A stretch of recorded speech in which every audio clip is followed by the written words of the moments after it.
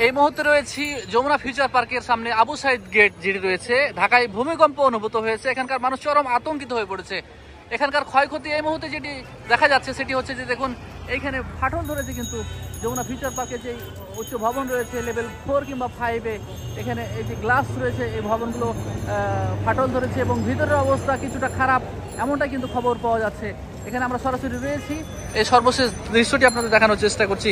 এখানে যারা দাঁড়িয়ে অপেক্ষমান রয়েছেন, যারা মূলত ঘটনাটা দেখতেছেন, ভাই কি দেখতেছেন বলেন তো দেখি, কি দেখছেন? ভূমিকম্প আতঙ্ক সৃষ্টি হয়েছে। আচ্ছা, যমুনা ফিউচার পার্কের এই যে আবু সাইদ গেটের এই যে ভবনের সামনে গ্লাসটা ফাটল ধরেছে দেখতে পাচ্ছেন? জি জি। আচ্ছা, কোথায় ছিলেন আপনি মূলত যখন ভূমিকম্প হয়? যখন আমি বিল্ডিং এ ছিলাম, আমি বিল্ডিং এ দাঁড়ানো অবস্থা আমি পড়ে গেছি। পড়ে গেছেন? জি।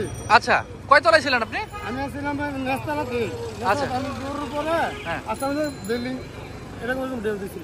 মানে এই জায়গাতে সাধারণ মানুষ ঢুকলে বের হতে আসলে খুব সহজে পারে না, সেক্ষেত্রে এই সময় আতঙ্কিত পরিস্থিতিতে কেমন লাগছিল আসলে? মানে একটা নিজের একদম ভয়, মানে আতঙ্ক একটা সৃষ্টি হয়েছিল আর কি। আচ্ছা ভাইয়া, ভাইয়া একটু কথা বলি আপনার সঙ্গে। বলেন ভাইয়া। হ্যাঁ, নামেন একটু, আপনি নিচে নামেন। মানে ওই সময়টা কেমন অনুভব করছিলেন আসলে? ভাই ট্রাস্ট মি ভাইয়া, সবচেয়ে বড় কথা হচ্ছে আমাদের পুরো এশিয়ার মধ্যে সবচেয়ে বড় মল। আচ্ছা, এখন সেকেন্ড লার্জেস্ট হতে পারে, বাট আমরা প্রথম থেকে জানি ফার্স্ট লার্জেস্ট। আমরা যদি এখানে আমরা এই ভয়টা পাই, তাহলে বাইরের মানুষের অবকাঠামো অবস্থা যে একটা অবস্থান, তাদের অবস্থা কি হতে পারে? এই জায়গাটা আপনাদের দেখাই, দেখুন এই জায়গাটা ফাটল ধরেছে, কিন্তু এই যে অপোজিট পাশে যে বিল্ডিংটা রয়েছে দেখুন, এই বিল্ডিংটা, এই ফাটলটা দেখতে পাচ্ছেন আপনি?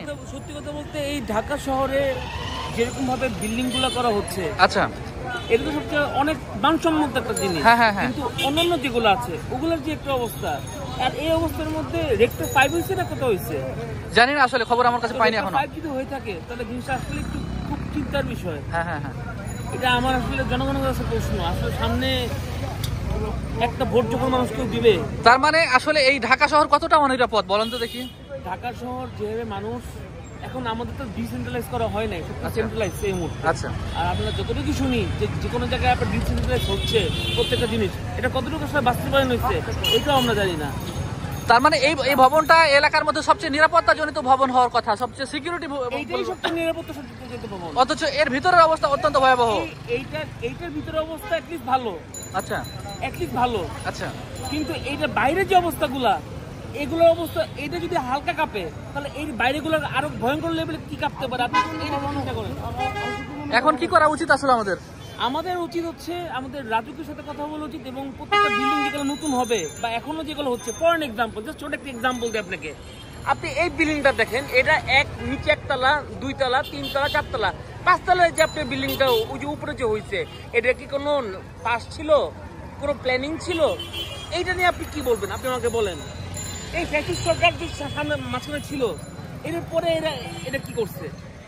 এই ভবনগুলোর ম্যাক্সিমাম, এই যে এই ভবনটা দেখতে পাচ্ছেন যে ফাটল ধরেছে, দেখতে পাচ্ছেন কিনা জানি না, এখানে অবকাঠামো অনুযায়ী প্রত্যেকটা জিনিস যদি ভালো মতো না করা হয়, তাহলে সামনে আমাদের নিয়ার ফিউচারে কি হবে, এবং সামনে যারা নাকি আসতেছে তারা আসলে কি হবে, কি করবে, এটা আসলে চিন্তার একটা বিষয়, এবং কি প্রত্যেকটা ভোট মানুষের ভেবেচিন্তে দেওয়া উচিত।